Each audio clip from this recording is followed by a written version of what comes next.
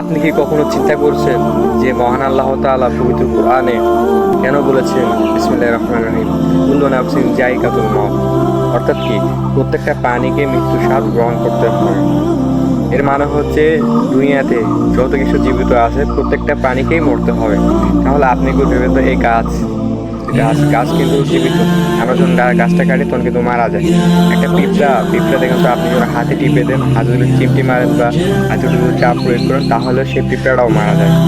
আরেকটা জিনিস চিন্তা করুন যে আপনার দাদার দাদা, আপনার বাবা, তার দাদা, তার দাদার দাদা কিন্তু দুনিয়াতে একসময় বেশি ছিল, তাদের বংশ পরস্পরাই আপনিও দুনিয়াতে আসছেন, তারাও কিন্তু দুনিয়া থেকে বিদায় নিয়েছে।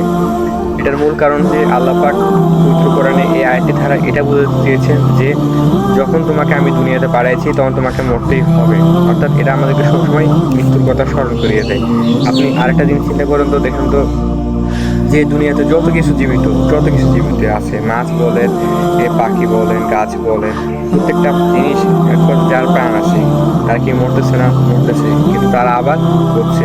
যে জিনিসটা মারা যাচ্ছে সেই জিনিসটা দুনিয়াতে দ্বিতীয়বার আসতেছে না, এটা কিয়ামত পর্যন্ত আসবে না। মহান আল্লাহ তাআলা মূলত আমাদেরকে এই দুনিয়াতে পারছেন তার ইবাদত করার জন্য, তার রাসূলের মোতাবেক জীবন পরিচালনা করার জন্য, রাসূলের পথ অনুসরণ করার জন্য। কিন্তু আমরা এসব কিছু করতেছি না, আমরা আছি আমাদের চিন্তায়, আমরা আছি কেউ ইউটিউবিং করবো, কেউ নাচ গান করবো, কেউ লাফালাফি করবো। মানে দুনিয়াতে এসে আমাদেরকে পথ বিভিন্ন রকম হয়ে গেছে।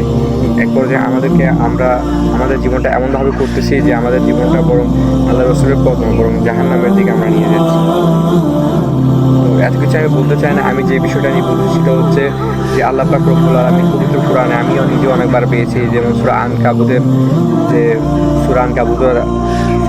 রয়েছে যে কুল্লু নাফসিন যায়িকাতুল মউত, অর্থাৎ প্রত্যেকটা প্রাণীকে মৃত্যুর স্বাদ গ্রহণ করতে হবে। সূরা বাকারাতেও রয়েছে কুল্লু নাফসিন যায়িকাতুল মউত, অর্থাৎ প্রত্যেক প্রাণীকে মৃত্যুর স্বাদ গ্রহণ করতে হবে। তাহলে আল্লাহ পাক রব্বুল আলামিন বারবার করে মসজিদে আমাদেরকে এইটাই শিখিয়েছেন যে তোমাকে মরতেই হবে।